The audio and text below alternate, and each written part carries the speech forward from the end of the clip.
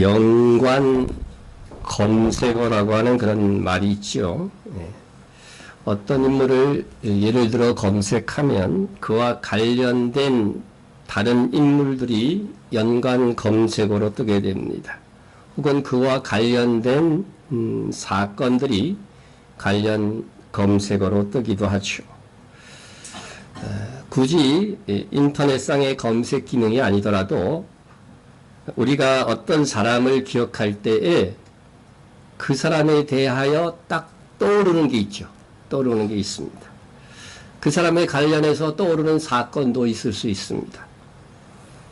여러분들은 다른 사람이 나를 기억할 때 나의 어떤 부분이 탁 떠오를 것이다 생각이 되십니까? 한번 스스로 적어보고 또 우리 교인들끼리 한번 또 적어줘보고 그러면은요 자기의 실상을 좀 알게 될 것 같습니다. 그런데 여러분은 다윗 하면 무엇이 떠오르십니까?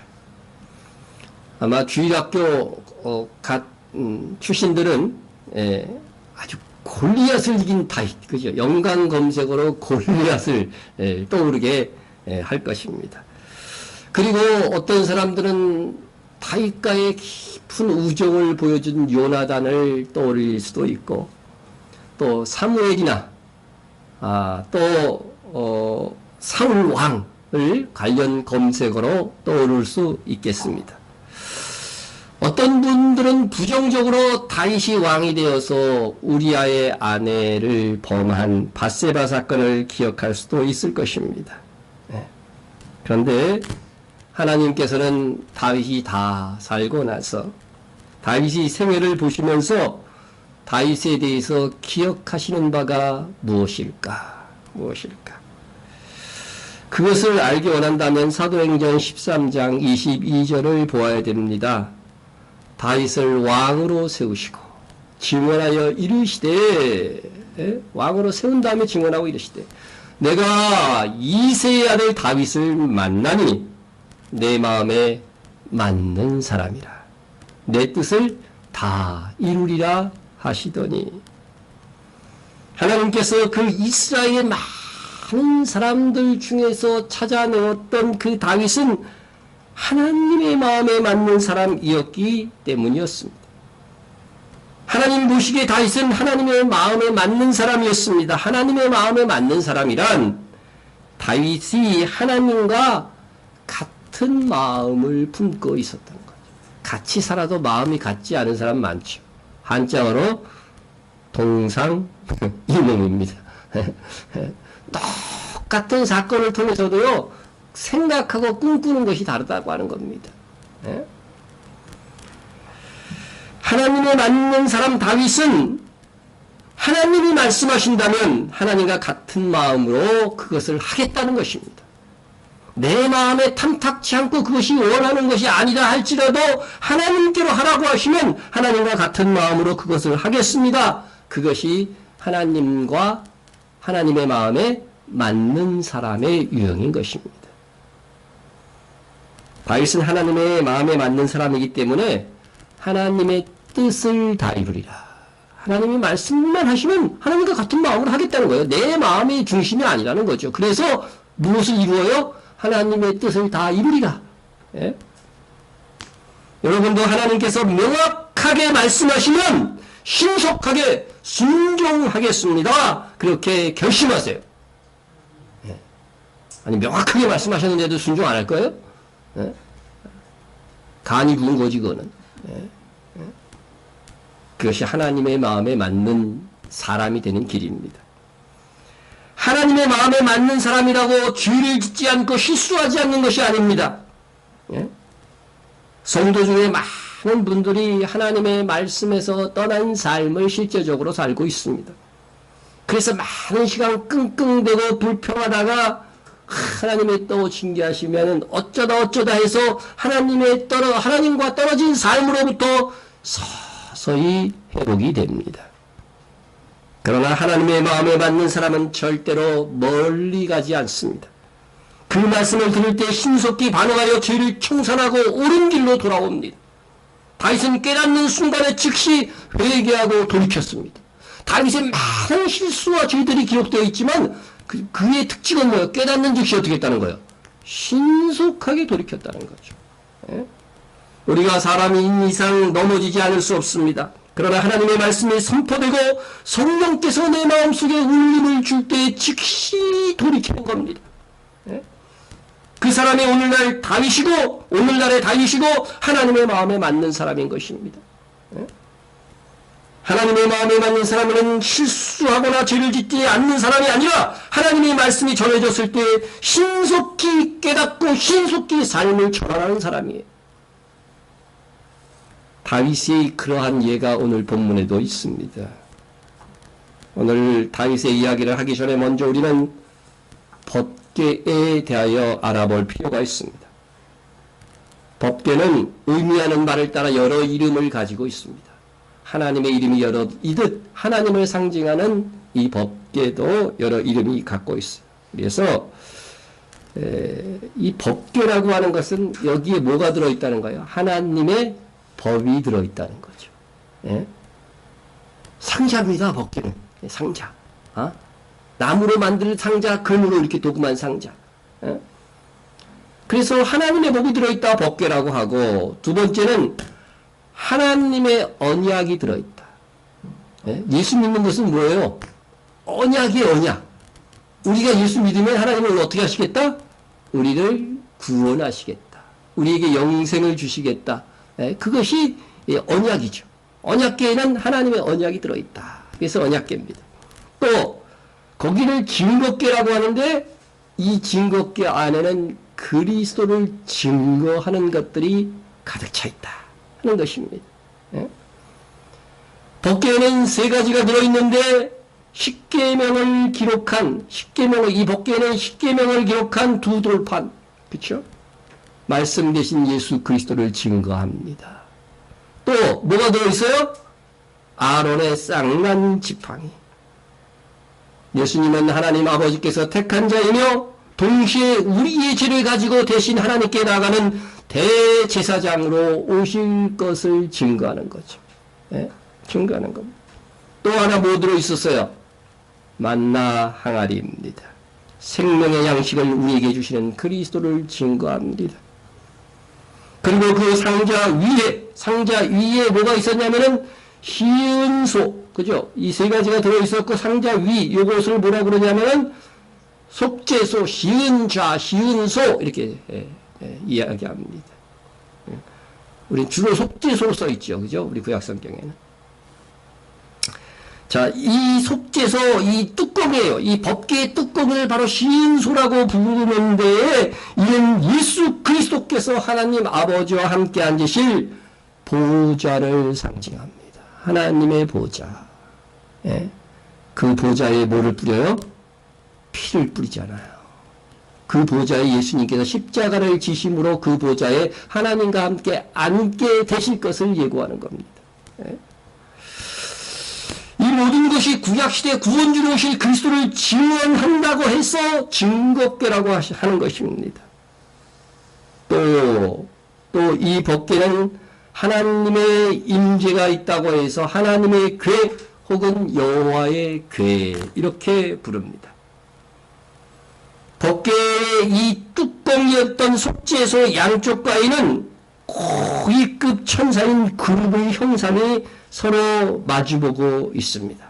이렇게 서로 두 그룹 천사가 마주보고 있습니다. 예? 예. 그런데 이 그룹들 사이, 속죄소 위와 그룹들 사이에 중요한 의미를 하나님께서 말씀으로 가르쳐 주시는데, 거기서 내가 너와 만나고 속죄소 위, 곧 증거궤 위에 있는 두 그룹 사이에서 내가 이스라엘 자손을 위하여 내게 명령할 모든 일을 이루리라. 하나님이 어디 계셔요?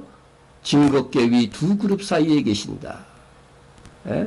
그래서 모세가 실질적으로 모세가 회막에 들어가서 여호와께 말하려 할 때에 증거궤 위 속죄소 위의 두 그룹 사이에서 자기에게 말씀하시는 목소리를 들었으니 여호와께서 그에게 말씀하시었더라. 정말로 놀라운 체험과 경험을 하고 있는 거죠. 모세는. 예. 자, 그래서 이렇게 속죄소 두 그룹 위에는 하나님의 임재의 장소였습니다.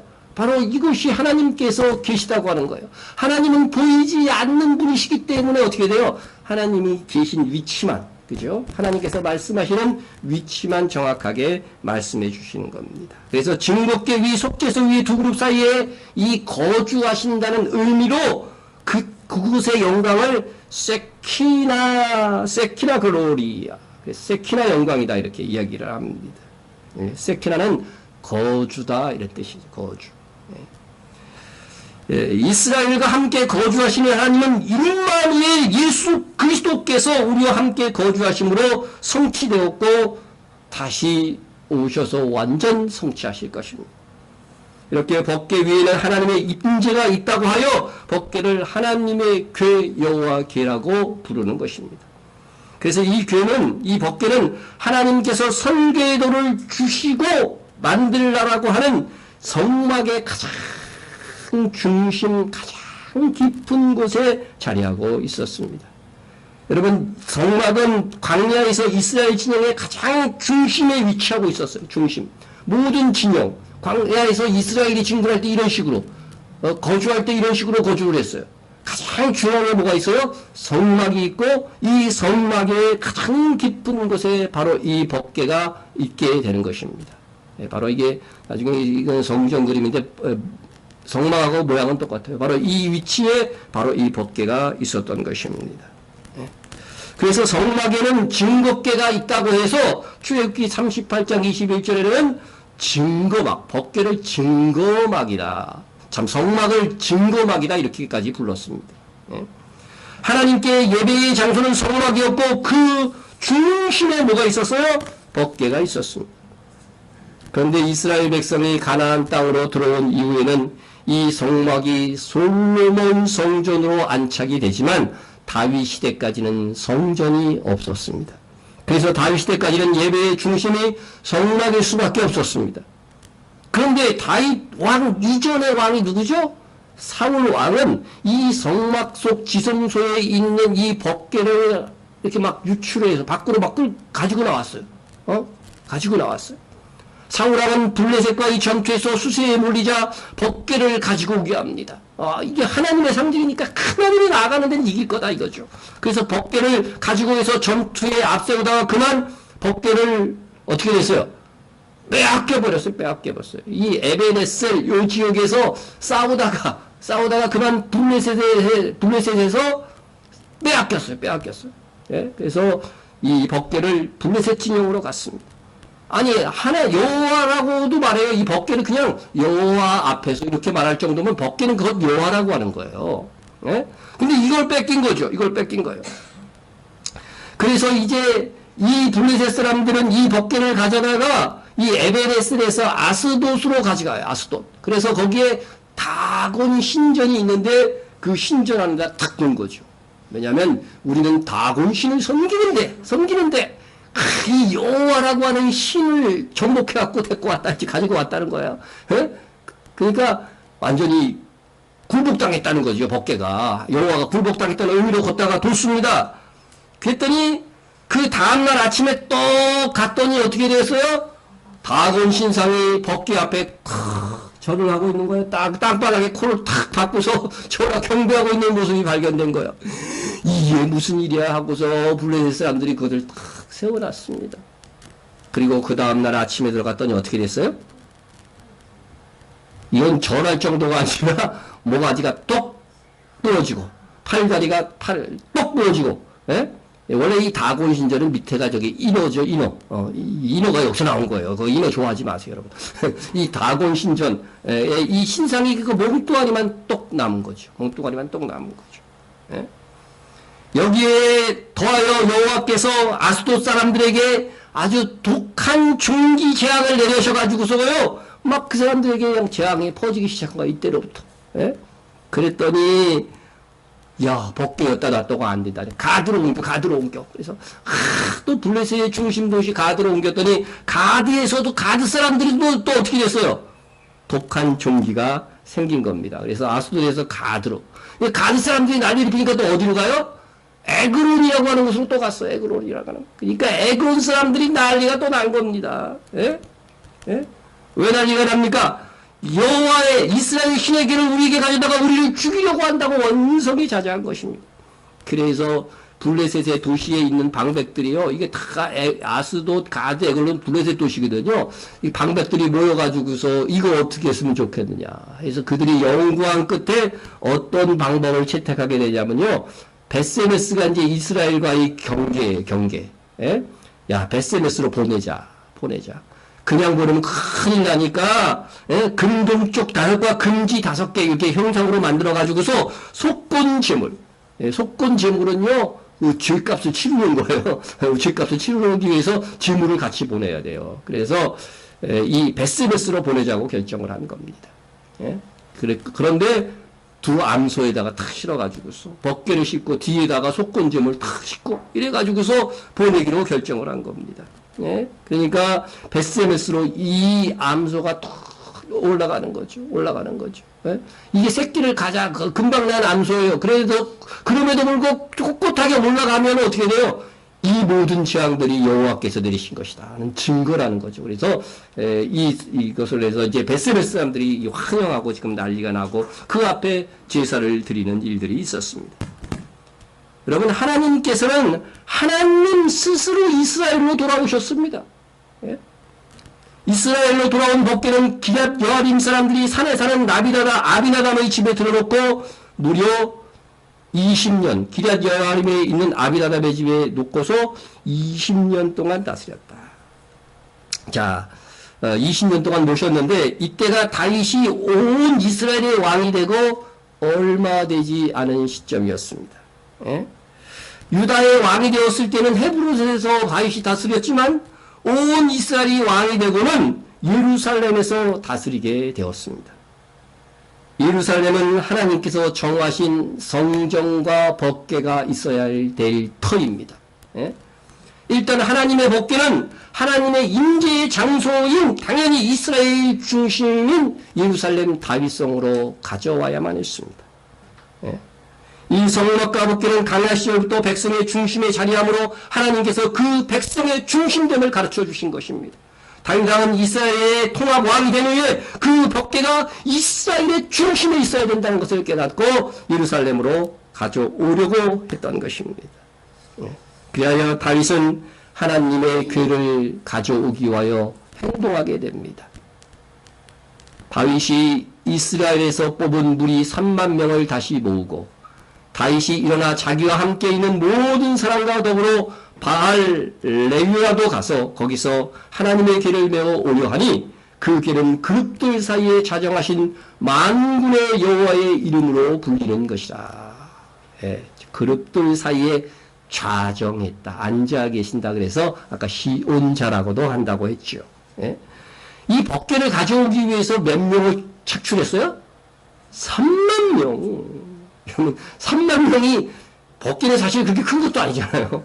수레에 실어서 가져올 정도의 크기였는데 이 3만 명을 모집한 거예요. 3만 명. 예? 그러니까 얼마나 하나님의 궤를 귀히 여겼고 혹시도 모를 블레셋의 침범에 대비하는 것도 있었겠지만 정말 얼마나 이것을 큰 축제로 여겼는지 다윗이 알 수 있는 부분이죠. 예? 그리하여 아비나답의 집에 있는 하나님의 궤를 이제 가져 나오기에 이르릅니다. 그들이 하나님의 궤를 새 수레에 싣고 수레를 만들고 한 번도 실어본 적이 없는 수레죠. 새 수레에 싣고 산에 있는 아비나답의 집에서 나오는데 아비나답의 아들 우사와 아요가 그 새 수레를 모으니라. 예. 그뿐만 아니라 온 족속들이요 악기로 연주하며 이 여호와의 궤 앞에서 행합니다. 다윗과 이스라엘 온 족속은 잣나무로 만든 여러 가지 악기와 수금과 비파와 소고와 양금과 지금으로 여호와 앞에서 연주하더라. 근데 법궤를 그냥 여호와로 신정한 거죠, 그죠? 여호와 앞에서 막 연주하면서 기쁨의 이 축제로 막 이 법궤를 가지고 오려고 하는 것입니다. 예? 그런데 이 축제의 분위기는 얼마 가지 못했습니다. 예? 이 축제의 분위기는 오래 가지 못했는데 그들이 나곤의 타작마당에 이르러서는 소들이 띠므로 우사가 손을 들어 하나님의 궤를 붙들었더니 나곤의 이 타작마당 위에서 갑자기 이 법궤를 실은 수레를 이 소들이 막 뛰는 거예요. 그러니까 어떻게 되세요? 수레가 덜컹덜컹 거리니까 이 귀한 이 법궤가 어떻게 돼요? 떨어질 수 있는 거죠. 떨어질 수 있는 거죠. 이 걱정이 돼가지고서 우사가 손으로 콱 잡았어요. 예? 그러자 어떻게 되었습니까? 예? 예? 그러자 어떻게 되었습니까? 예? 우사가 이렇게 법궤를 만지고자 만졌을 때에 여호와 하나님이 우사가 잘못함으로 말미암아 진노하사 그를 그곳에서 치시니 그가 거기 하나님의 궤 곁에서 죽으니라. 예. 우사가 너무 허무하게 죽은 것입니다. 예? 우사는 하나님의 궤가 염려되어 손을 뻗어 붙든 것입니다. 그것이 그가 한 일의 전부입니다.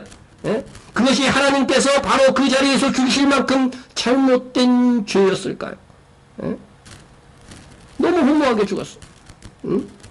이러한 상황에서 하나님의 궤를 보호하기 위하여 누구나 그렇게 할 수밖에 없는 그런 일이 아니었을까 우리는 생각할 수 있습니다. 아니 수레에서 이 법궤가 굴러 떨어져서 깨지거나 부서지거나 한다고 한다면 우사가 차라리 붙드는 게 낫지. 예? 글쎄 여러분 무엇이 옳은 것일까? 하나님께서는 무엇 때문에 그렇게 진노하신 것일까요? 그 이유는 이것입니다. 민수기 7장 9절을 보면 법궤를 옮길 수 있는 자격이 있는 사람은 레위 자손 중에서도요 고핫 자손밖에 없었어요. 예? 그리고 옮길 때에도요 법궤를 완전히 싸갖고 채의 고리를 깨어서 운반하라고 했습니다. 진영을 떠날 때 아론과 그의 아들들이 성소와 성소의 모든 기구를 덮는 일을 마치거든. 그렇죠? 이동할 때는 먼저 그 기구 위에 크게 덮어요. 보호하게 덮고 고핫 조손들이 와서 맬 것이니라. 레위 자손 중에서도 고핫 조손이 들어와서 맬 것이니라. 그러나 성물은 만지지 마라. 그들이 죽으리라. 만지면 어떻게 된다고 돼 있어요? 죽을 것이다. 지성소 안에는 이 법궤밖에 없잖아요. 이거 만지면 죽는다고 분명히 말씀하셨다는 거죠. 네? 만지지도 말고 만지지도 말고 옮기라는 것이죠. 네? 만지면 죽으리라는 것입니다.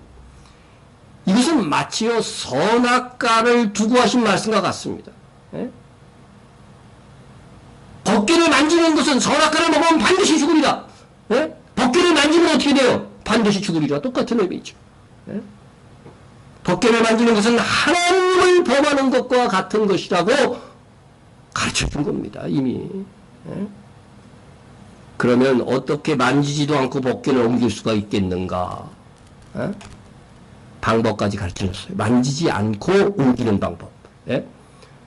이렇게 이제 덮개를 해서 고핫 자손들이 들고서 옮기는 거. 금고리 넷을 부어 만들어 그 네 발에 달되 이쪽에 두 고리 저쪽에 두 고리를 달며 조각목으로 채를 만들어 금으로 싸고 그 채를 궤 양쪽 고리에 깨어서 궤를 매게 하며 채를 궤의 고리에 꿰는 대로 두고 빼내지 말지며 했습니다. 이렇게 보시면은 법궤는 레위인 중 고핫 자손이 궤의 밑 모서리에 있는 금고리 채, 그렇죠. 여러분 요게 지금 고리에 여기 고리, 예, 고리고 여기 우리 성경에 채라고 하는 말을 요새 잘 안 쓰죠. 그냥 우리는 외래어로 폴대 뭐 그렇게 쓰죠, 그죠? 예, 요거 바로 이제 채라고 성경에 기록된 거예요. 채. 그래서 고리에다가 요 채를 쫙 끼워 가지고서 요거 빼지도 말고 그냥 그대로 보관하라는 거예요. 그래서 옮길 때는 어떻게 돼요? 요거 채 어깨에 메고서 이렇게 옮기라고 이렇게 가르쳐 주신 것입니다. 예? 여러분 이것이 굉장히 중요합니다. 예? 너희는 고핫 지파를 레위인 중에서 끊어지게 하지 말지니 그들이 지성물에 접근할 때 그들의 생명을 보존하고 죽지 않게 하기 위하여 이같이 하라. 그들이 잠시라도 들어가서 성소를 보지 마라. 그들이 죽으리라. 성소뿐만 아니라 성물을 만져대가고 이걸 쳐다보거나 뭐 이런 일들은 절대로 하면 안 되는 거예요. 그래서 예? 쳐다만 보아도 죽는다는 것입니다. 그런데 말이죠. 이 법궤를 블레셋 진영에서 돌아왔을 때에 베세메스 사람들이요 법궤 앞에서 막 번제를 드리고 그 암소가 끌고 왔잖아요. 그 암소를 잡아서 제사를 드렸거든요. 그런데 거기서 그쳤으면 참 좋았을 텐데 이 법궤가 어떻게 생긴 거야? 말씀을 잘 알지 못하는 이 무지한 백성들이 궁금한 거죠. 그래서 호기심에 여호와궤를 막 이렇게 열어서 막 보려고 한 거죠. 예? 어떻게 됐을까요? 어떻게 되었을까요? 벳세메스 사람들이 이 여호와의 길을 들여다 본 까닭에 그들을 치사 70명을 죽이신지라 여호와께서 백성을 쳐서 크게 살육하셨으므로 백성이 슬피 울었더라. 네. 하나님의 길을 쳐다본 거예요. 무려 70명이 쳐져 죽인 거죠. 여기 5만을 가로로 써 있는 거는요, 어떤 사본에는 5만이라고 돼 있어요. 5만. 근데, 권위 있는 어떤 마소라 사본이나 70인역에는요, 이 5만이라는 말이 없고, 70명이라 이렇게 되어져 있습니다. 당시 인구로 봐서는요, 이 5만 명이 죽을 수가 없어요. 거기에 그 벳세메스에 그렇게 살 수가 없어요. 70명이 저는 맞다고 생각을 합니다. 어쨌든 하나님의 귀를, 이 법궤를 들여다보았다는 것만으로도 70명이 죽은 것입니다. 예? 중요한 것은 하나님께서 우사의 경우나 벳세메스 사람의 경우나 직접 죽이셨어요. 직접 죽이셨어요. 예? 대부분 하나님의 심판은요, 우리 레위기 기록된 것을 보면은 흉년을 주시거나 질병을 주시거나 전쟁에서 죽게 하시거나 가장 심각한 끝까지 회개하지 않고 그러면 어떻게 돼요? 포로로 잡혀가게 하시거나입니다. 그런데 이 경우는 어떻게 돼요? 하나님께서 직접 죽이셨어요. 예? 하나님께서 직접 죽일 정도로 이것은 시급성과 굉장히 그 심각한 죄라고 하는 거죠. 심각한 죄라고 하는 거죠. 예? 사람이 보기엔 아주 사소한 것처럼 보일 수가 있지만 이 하나님 보시기에는 심각한 죄. 바로 죽이지 않으면 안 되는 그런 심각한 죄라고 하는 거죠. 만약 불신자들이 이 성경의 이 내용을 읽는다고 한다면 야, 하나님 무서워서 믿겠냐? 그럴 것 같아. 예? 여러분, 그러나 여호와의 길은 하나님 자신이며 지상에서 여호와의 영광의 상징입니다. 그러므로 그의 백성이 하나님을 함부로 대하는 것은 있을 수가 없는 일인 것입니다.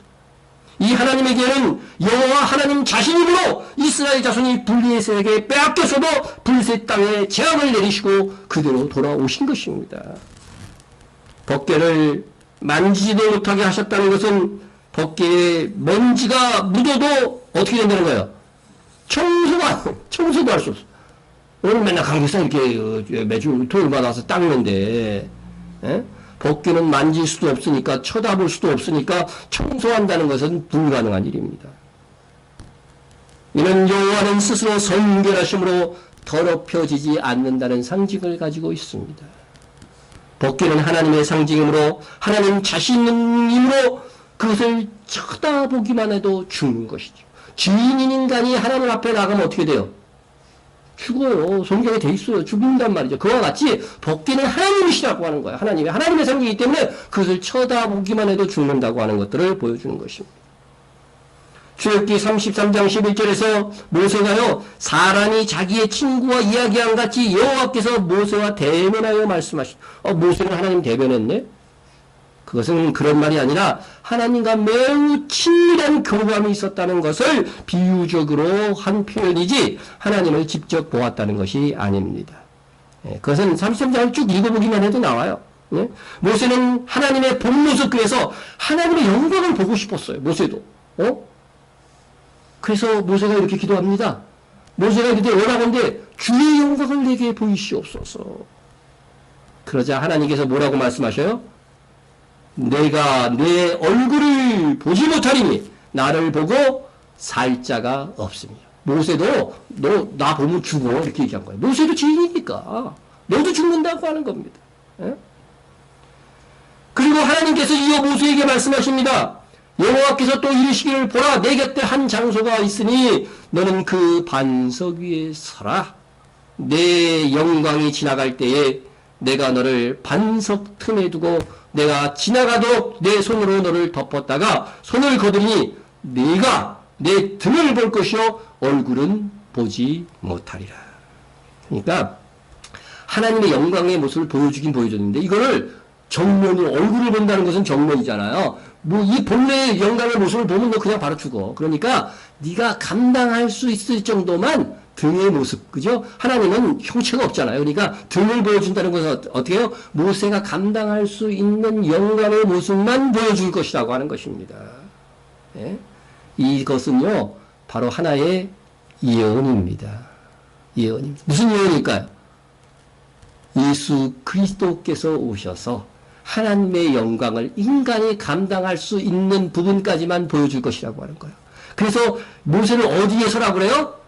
반석 위에 서라. 반석은 누구를 가리킬까요? 예수 그리스도를 가리키는 거예요. 예수 그리스도께서 오셔서 하나님의 영광의 모습을 계시하는데 어떻게 돼요? 우리가 감당할 정도로만. 그래서 예수 그리스도를 보고는요, 우리가 죽지 않는 거죠. 죽지 않는 것이죠. 예? 자, 보십시다. 본래 하나님을 본 사람이 없으되 아버지 품속에 있는 독생하신 하나님이 나타나셨느니라. 예? 하나님을 본 사람은 없어요. 정면으로 하나님 얼굴을 본 사람은 없어요. 모세가 하나님을 만났다고 하는 것은 등만 본 거죠, 겨우. 그런데 하나님을 본 사람은 없을 때 아버지의 품속에는 독생하신 하나님이 나타나셨는데 그분이 예수님이라고 하는 거죠. 예수님이라는 거죠. 예? 그래서 말씀이 육신이 되어 우리 가운데 거하심에 우리가 그의 영광을 보니, 예수의 영광을 보니 아버지의 독생자의 영광이요. 예. 예수님은 아버지의 영광이라고 분명히 말씀하셨습니다. 이것이 바로 모세에게 하나님의 등만 보여준 사건의 성취인 것입니다. 그 하나님의 영광은 예수님께서 표적을 행하시면서 드러나시기도 했습니다. 보십시다. 예수께서 이 첫 표적을 갈릴리 가나에서 행하여 그의 영광을 나타나심에 제자들이 그를 믿으니라. 여러분, 예수님께서 일으킨 기적은 뭐예요? 우리의 믿음을 위한 겁니다. 예? 보통 사람처럼 행하면 그거 믿겠어요, 누가? 예? 내가 구세주다, 내가 하나님이라고 그러는데. 예? 여러분, 갈릴리 가나에서 물을 변하여 포도주 되게 하신 그 하나님의 능력을 보이심으로써 그게 누구의 영광이다? 하나님의 영광인 거예요. 하나님의 영광. 그것을 보여주는 겁니다. 하나님은 이렇게 놀라운 일을 하실 수 있는 분이다 하고 그 일을 통해서 다 하나님께 영광을 돌리는 거죠. 예? 예? 이렇게 모세에게 보여주신 하나님의 영광은 예수 그리스도를 통하여 나타나셨습니다. 그러나 구약시대에는 예수 그리스도께서 오시기 전입니다. 하나님의 길을 쳐다본다는 것은 하나님을 직접 보는 것과 마찬가지였습니다. 그래서 이 죄는 직접적으로 하나님을 범하는 중재가 되어서 하나님께서 직접 그 자리에서 벌하시는 것입니다. 다른 모든 죄들은 용납할 수 있어도 이 죄만은, 예? 이것이 얼마나 큰 죄면 이 법궤를 만들 당시부터 하나님께서 이 법궤를 만지기만 해도 그리고 쳐다보기만 해도 죽으리라고 말씀하셨겠습니까? 그런데 다윗은 이스라엘의 왕이 돼서 법궤를 이전하는 것에 대한 하나님의 말씀을 제대로 알지 못했습니다. 그리고 이방인인 블레셋 사람들이 해왔던 방식으로 하나님의 궤를 옮기려고 했다는 것입니다. 예? 이방인들 블레셋은 궤를 수레에 실어갖고 옮겼으니까 똑같이 옮긴 거예요, 똑같이. 하나님은 이방인의 방식으로 하나님을 섬기는 것을 가장 싫어하십니다. 그럼에도 다윗은 편한 방법으로 실용주의자가 되어가지고서 수레에 실어 법궤를 옮기려고 했던 것입니다. 우리는 하나님께서 명하신 말씀을 실용주의적으로 내 삶에 적용하려고 하면은 안 됩니다. 그 말씀 그대로 적용해야 됩니다. 아, 시대가 변했잖아 하면서 말씀을 합리화해서도 안 됩니다. 틀린 것은 절대로 해서는 안 되는 것입니다. 정도로 가는 것이요 지름길이에요. 네? 다윗은 지름길로 가다가 오히려 돌로 가는 길로 가고 만 것입니다. 다윗은 결국 법궤에 대한 말씀을 살피지 않았습니다. 우리도 무엇을 행할 때 하나님의 말씀이 어떻게 말씀하고 있는지부터 살펴야 됩니다. 그리고 그 말씀에 순종해야 합니다. 다윗은 하나님의 궤를 옮기는 중에 나곤의 타작마당에서 웃사가 죽자 그의 반응은 이것이었습니다. 여호와께서 웃사를 치심으로 다윗이 분하여 그곳을 베레스 웃사라 부르니 그 이름이 오늘까지 이르니라. 다윗은 하나님께서 웃사를 쳐서 죽이신 것을 알았습니다. 그래서 웃사를 하나님께서 치셨다는 의미로 베레스 웃사라고 지었습니다. 중요한 것은 이 일로 다윗이 분해했다는 거, 화가 누구한테 화가 났은 걸까 이게? 에? 하나님이 막으셨으니까 하나님 앞에 지금 화가 난 거예요. 하나님 앞에 화났지만 자기가 뭐 어떻게 할 수는 있는 건 아니잖아요. 근데 화가 났어. 예? 자기는 그래도 하나님을 더 온전하게 예배하고 섬기고자 악기를 동원하고 연주하며 온 백성과 함께 축제로 법궤를 옮기고 있는데 왜 하나님께서 우사를 죽이고 방해하시는가 하는 것이지요. 예? 그런데 여러분, 이 일이 다윗이 분하여 할 일입니까? 아니면 하나님께서 진노해야 할 일입니까? 하나님은 이 법궤를 옮기는 방법에 대하여서 이미 다 율법을 통해서 말씀해 놓으셨습니다. 어떤 경우든 하나님의 길을 만지면 죽는다고 하셨습니다. 그래서 하나님은 말씀하신 대로 우사를 죽이신 거예요. 예? 더욱이 다윗은 역사에서 배워야 했습니다. 벳세베스 사람들이 법궤를 보고서 어떻게 됐어요? 쳐다보려고 하다가 다 죽었잖아요. 예? 다윗에게서 이 역사는 그렇게 오래된 역사가 아닙니다. 예? 아마도 다윗은 그 사건을 분명 이야기로 들었을 것입니다. 그런데 다윗은 지난 역사에서 배우지 못하고 법궤를 옮기되 하나님의 명하신 방법으로 옮기지도 않았던 것입니다. 적반하장이란 말이죠. 적반하장. 예? 도둑질하는 놈이 오히려 매를 들고 주인에게 달려든다. 그런 게 적반하장 뜻이라고 되어 있더라고요. 예? 잘못한 사람이 도리어 아무 잘못도 없는 사람을 나무라는 거죠. 주객전도야. 속담에도 이런 말 있죠. 방귀 낀 놈이 성낸다. 지가 끼고 나와서 누가 깼냐고 막 성내죠. 예? 다윗이 자기가 잘못했는데 자기가 하나님의 말씀을 살피지 않아서 그렇게 된 건데 다윗이 화가 났어. 우리도 그런 적이 없나요? 나의 잘못을 살피지 않고 하나님 앞에서 내가 진실로 말씀대로 하였는지는 살피지 않고 나는 한다고 했는데 하나님께서 나를 이렇게 힘들게 하시다니 하나님께 대한 분노 같은 것이 일어난 적이 없습니까? 잘 기억해 보시면 그런 적이 있었을 것입니다. 나는 한다고 했는데 나는 선한 마음으로 충성한다고 했는데 왜 하나님은 나를 이렇게 힘들게 하시지? 화가 치밀 때가 없었는가? 다윗도 그러했습니다. 그래서 다윗은 그 분노 속에 이렇게 결심합니다. 다윗이 그날에 여호와를 두려워하여 이르되 여호와의 궤가 어찌 내게로 오리요 하고 다윗이 여호와의 궤를 옮겨 다윗성 자기에게로 메어 가기를 즐겨하지 아니하고 가드 사람 오벳 에돔의 집으로 메어 간지라. 다윗은 이제 더 이상 이 법궤를 옮기는 일이 즐겁지 않은 거예요. 이 3만 명이나 이끌고 이게 즐겁게 막 가다가 이 일을 경험하고 나니까 더 이상 즐거움이 될 수가 없는 거죠. 그래서 이 선한 의도로 자기는 하려고 한 것이지만 이 하나님께서 나를 막았다는 그런 분노감에 이제 이것을 오벳 에돔의 집으로 메어 가게 한 것입니다. 그래서 바로 이 기럇 여아림에서 어디로 가요? 예루살렘 다윗성으로 가려고 이렇게 출발했어요. 출발을 해가지고서 이곳까지 가야만 땅한데 중간에 어디로 갔어요? 오벳 에돔의 집으로 갔다는 것입니다. 네. 자, 그 이후에 이 하나님의 이 궤가 오벳 에돔의 집에 가니까 하나님이 임재하신 거잖아, 거기에. 그죠? 하나님이 계신 거예요, 오벳 에돔의 집에. 그러니까 하나님을 모신 이 집, 이 집이 어떻게 돼요? 복을 받는 거죠. 예? 여호와의 궤가 가드 사람 오벳 에돔의 집에 석 달을 있었는데 여호와께서 오벳 에돔과 그의 온 집에 복을 주시니라. 아유, 이게 진짜 그냥 뭐 아무 수고도 없이 그냥 오벳 에돔 복을 받게 된 거예요. 복을 받게 된 거예요. 예? 그러니까 이 사실이 다윗에게 보고되는 거야. 얼마나 복을 주셨는지 모르지만 엄청 복을 주셨나 봐요. 예? 어떤 사람이 다윗에게 아뢰어 이르되 여호와께서 하나님의 귀로 말미암아 오벳 에돔의 집과 그의 모든 소유의 복을 주셨다니. 3개월 동안 그냥 엄청나게 막 곡식이 잘 됐는지 모르겠지만 엄청나게 막 그냥 부자가 된 거예요. 예? 하나님 일마다 그냥 잘 돼. 여러분도 그렇게 됐지어다. 평상시 아멘 안 하던 분들도 이렇게 아멘을 열심히. 예? 아니, 모든 소유의 복을 주셨다는 거죠. 다윗이 가서 하나님의 궤를 기쁨으로 메고 오벳 에돔의 집에서 다윗성을 올라왔을 때 다윗도 복 되게 좋아했나 봐. 그냥 그니까 기쁨으로 가가지고서 즐겨하지 않았다고 하는 마음이 언제 사라지고 말이죠. 오벳 에돔의 집에서 다윗성으로 올라왔. 아, 오벨에돔은 소원했을 것 같아요. 좀 더 있지. 네.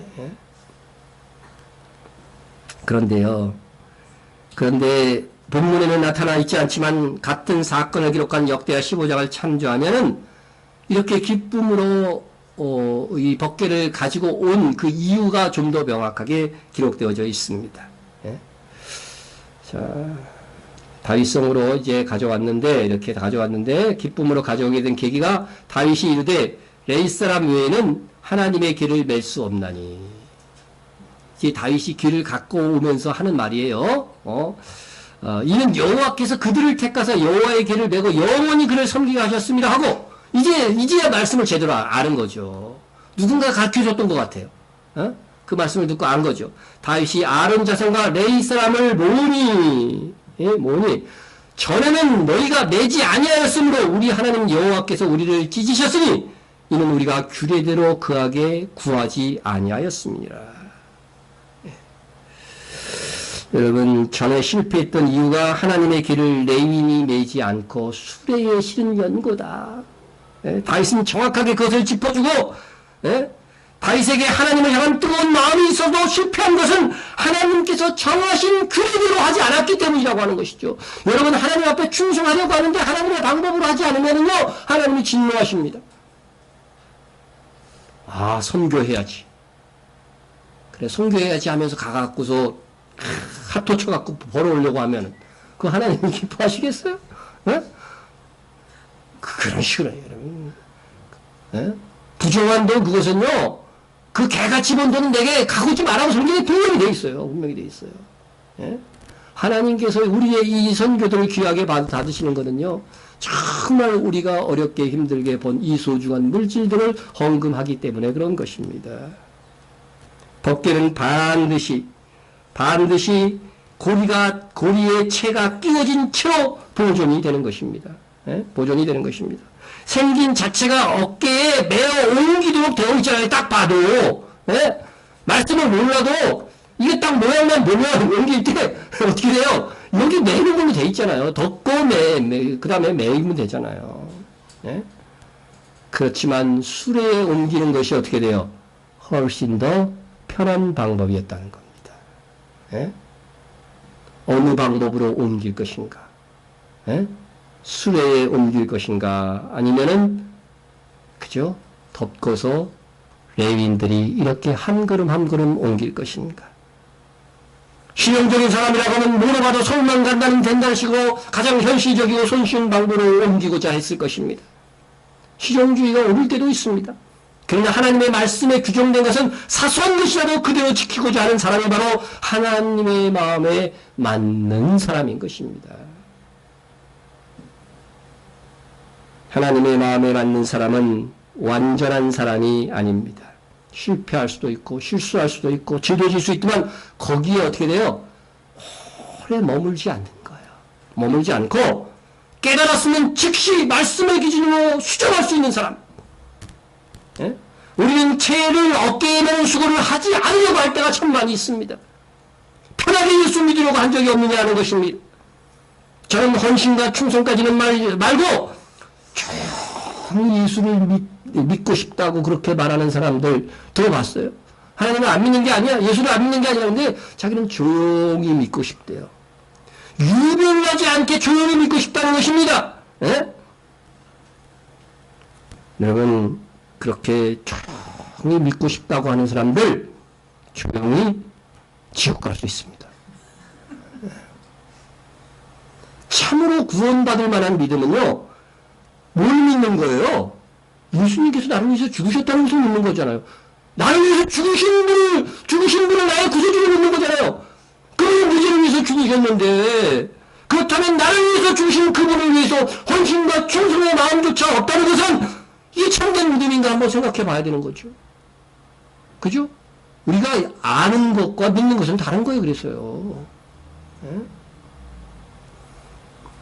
다윗은 몰랐을 때는 모르겠거니와 알았을 때는 철저하게 하나님의 방법으로 하기를 원했습니다.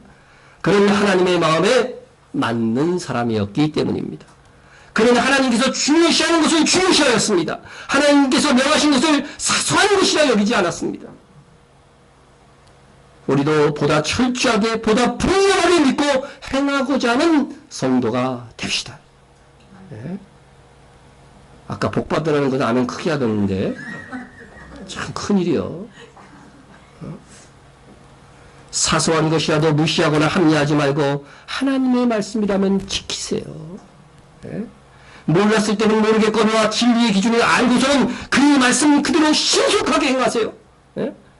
혹 말씀을 알고도 혹 죄를 지었다고 한다면 그런 경우가 더 많지 여러분들은. 그죠? 저도 그렇습니다. 알고도 죄를 지었다면 그때는 어떻게 하라고 그랬어요? 다만 악에서 구하옵소서 기도하시고 그 상황에서 최선의 선택을 해 하나님의 뜻에 맞는 선택을 하라고 해야 한다는 것입니다. 다윗이 우리아의 아내 바세바를 범하여서 아들까지 낳았습니다. 우리아를 죽이는 사주까지 그는 했습니다. 그때 그는 나단 선지자는 또 그의 죄를 지적받자 어떻게 됐어요? 그 자리에서 회개했어요. 그 자리에서. 그리고 자기 침상에 눈물로 젖었다고 그랬어요. 다윗이 회개했지만 죄악으로 낳은 자식 그것을 살리기 위해서 다윗이 뭐 했어요? 금식하면서 기도했습니다. 나의 죄로 인하여 태어난 자식이 무슨 죄입니까? 기도했어요. 그런데 하나님 어떻게 하셨어요? 죽이셨어요. 그러면 음행의 대상이었던 자기가 탐했던 그 바세바는 어떻게 해야 됩니까? 예? 바세바는 어떻게 해야 돼요? 그 상황에서 하나님의 방법은 바세바를 버리는 것이 아니라 뭐였어요? 받아들이는 것이었습니다. 다윗은 죄를 범했으나 회개한 다윗이 홀로 된 바세바, 다윗 때문에 홀로 된 바세바를 버리면은 이건 더 큰 죄악이 되는 거죠. 예? 더 큰 죄악이 되는 거죠. 예? 암몬과 다말에 의해서 성경이 나오죠. 그죠? 암몬과 다말에 의해. 그죠? 암몬이 다윗의 아들이었는데요. 그 누이 다말을 범했어요. 강제로 범했어요. 예? 그리고 나서 갑자기 범하고 나서 어떻게 돼서 미워져갖고 막 내쫓는 거예요. 그랬더니 다말이 한 말이 뭐예요? 나를 내쫓는 이것은, 이 큰 악은 내가 조금 전에 나에게 행했던 그 악보다 더 악한 악이라고 하는 거죠. 그 당시 여자는 그 몸을 가지고 어떻게, 이제 어디 가고 어떻게 살 수 있느냐 이거죠. 오늘날에는 좀 달랐을지 모르겠지. 예? 예? 그러나 암몬은 듣지 않았습니다. 암몬은 그래서 그 형제에 의해서 죽고 말죠. 예?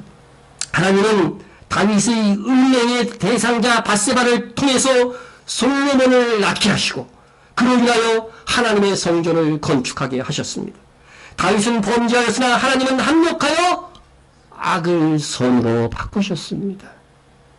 그러므로 우리가 죄를 범했을지라도 철저히 회개하고 그 무너진 상황 속에서 하나님이 원하시는 방법대로 나가면 되는 거예요. 에?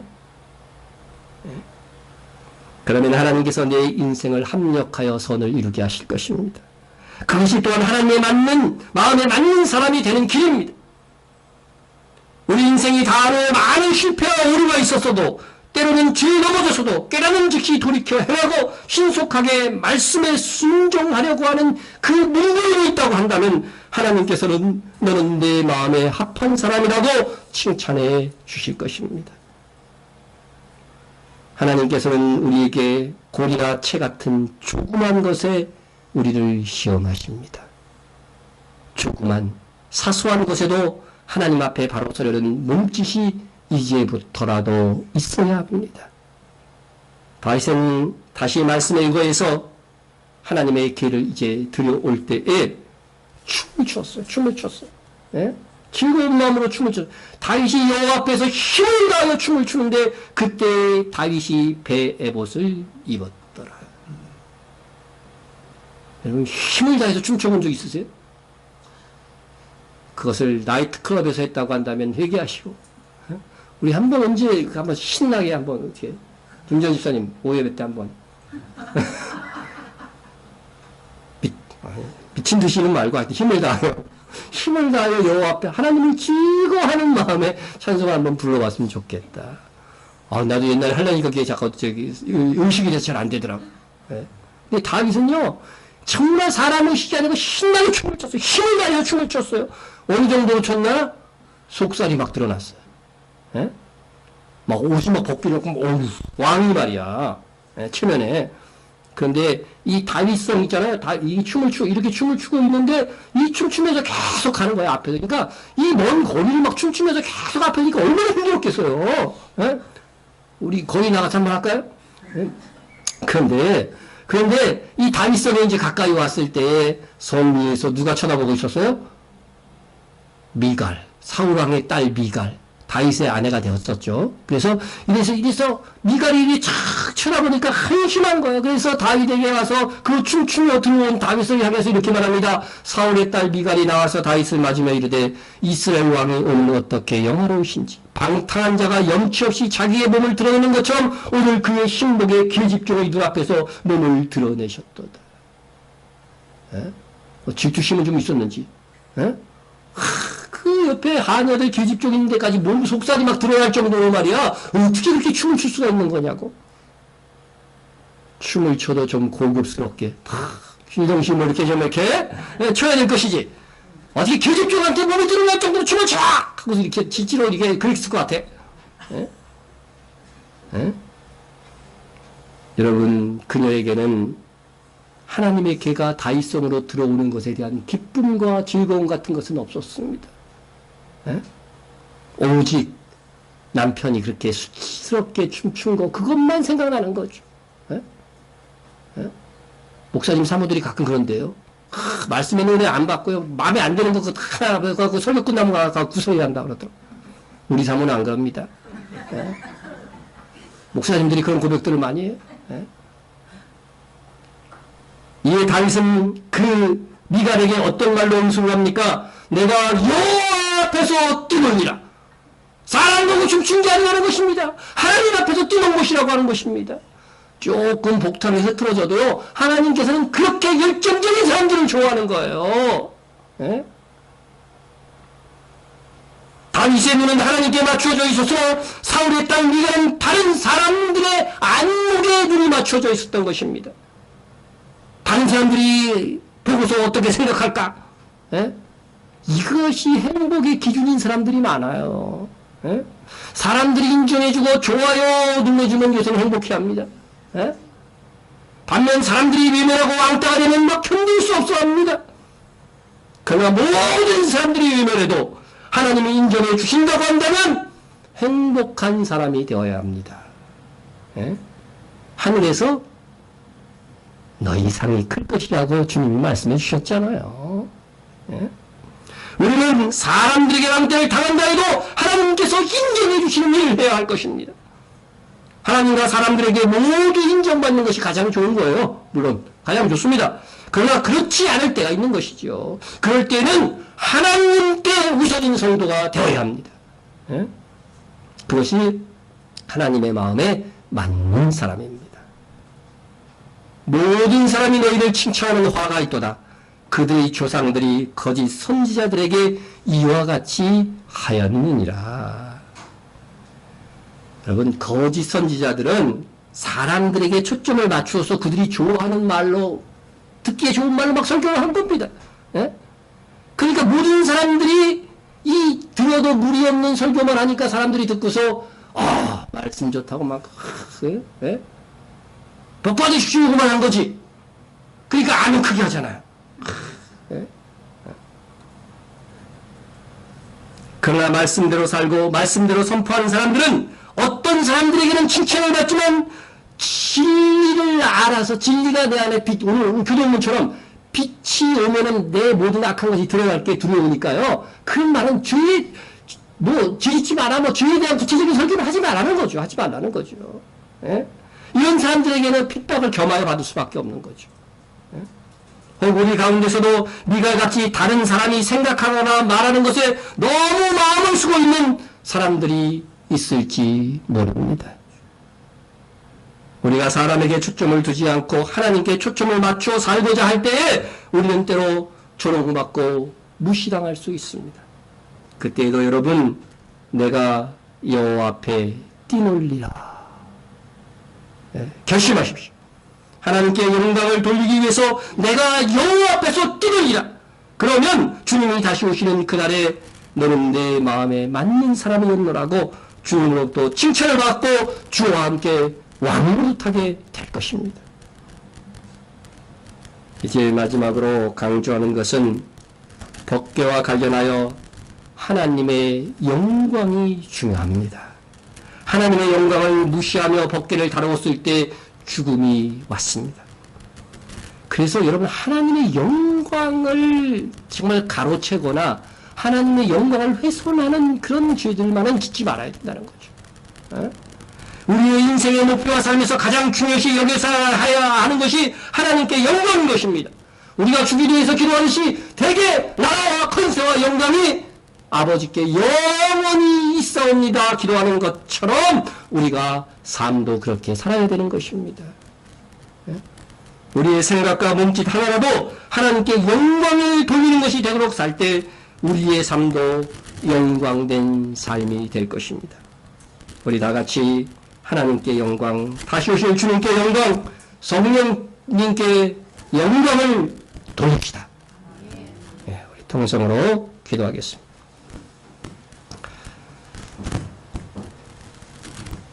사소한 실수와 죄라도 깨닫는 즉시 돌이키는 하나님의 마음에 맞는 사람 성도가 되도록 기도해 주시고요. 하나님의 영광을 위해 사는 것이 내 삶의 목표가 돼야 돼요. 나의 영광이 아닙니다. 꼭 기억하고 하나님의 영광을 드러내는 삶을 살겠습니다. 이렇게 서원하고 고백하는 여러분들이 되시길 바랍니다.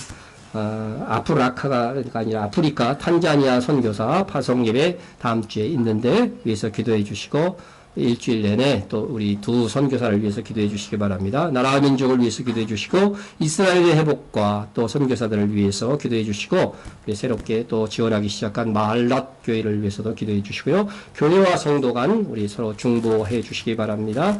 통성으로 기도하겠습니다. 사랑의 하나님 아버지 감사합니다. 우리가 사노라면 사소한 아버지 실수 죄라도 아버지 하나님의 경홀히 여기고 아버지 범하는 경우가 많이 있는데 우리에게 죄에 대한 민감성을 더하여 주셔서 아버지의 죄를 알게 하시고 또한 깨닫는 즉시 돌이키는 하나님의 마음에 맞는 성도가 될 수 있게 하여 주옵소서. 하나님께 영광을 드러내는 삶을 살겠습니다.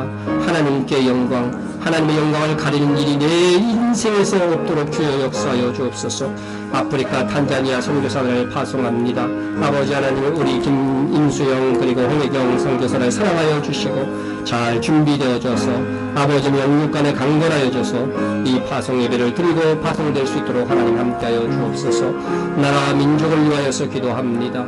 아버지 이 나라의 민족의 앞날 위에 함께하여 주시고 이 나라가 정말 평화의 민족이 될 수 있도록 주여 역사하시고 이끌어 주시기를 간절히 빌고 원합니다. 아버지 이스라엘의 회복을 위해서 기도합니다. 아버지 그 땅이 정말로 회복되게 도와주시고 특별히 우리가 새롭게 지원하는 아버지 하나님의 마할랏 교회 하나님의 은총으로 함께하여 주시기를 간절히 빌고합니다. 열방의 귀한 선교사들이 있습니다. 아버지 하나님 그곳에서 성령 충만한 사역자들이 될 수 있도록 역사하여 주시옵소서. 우리 교회를 사랑하여 주시옵소이고 빛나는 교회, 최선을 다하는 교회, 작은 일도 성심성의껏 다하는 교회 되게 도와주시고 우리 성도들 중에 연약한 자들이 있습니까? 정신을 차리지 못하고 있는 신자가 있습니까? 불쌍히 여겨주시고 깨어있게 도와주시고 바로 설 수 있도록 도와주시고 그의 마음속에 하나님을 두려워하는 마음을 심어주시옵소서. 예수님의 이름으로 기도드립니다. 아멘. 사랑과 은혜가 풍성하신 하나님 아버지, 우리들의 삶이 하나님의 말씀을 기준 삼고 살기를 원합니다. 사람이 보기에 작고 사소한 계명이라도 하나님의 눈으로 보고 순종하고자 하는 마음을 주옵소서. 진리 안에서 사는 즐거움이 우리에게 넘치게 하시고 혹 넘어져 죄를 지었을 때라도 깨닫는 즉시 돌이키는 하나님의 마음에 맞는 성도가 되게 하옵소서. 또한 우리가 사람의 마음에 맞추는 것보다 하나님의 마음에 맞는 성도가 되도록 노력할 때에 성령 충만한 은혜를 더하여 주옵소서. 예수님의 이름으로 기도드립니다. 아멘. 우리 다 같이 자리에서 일어나서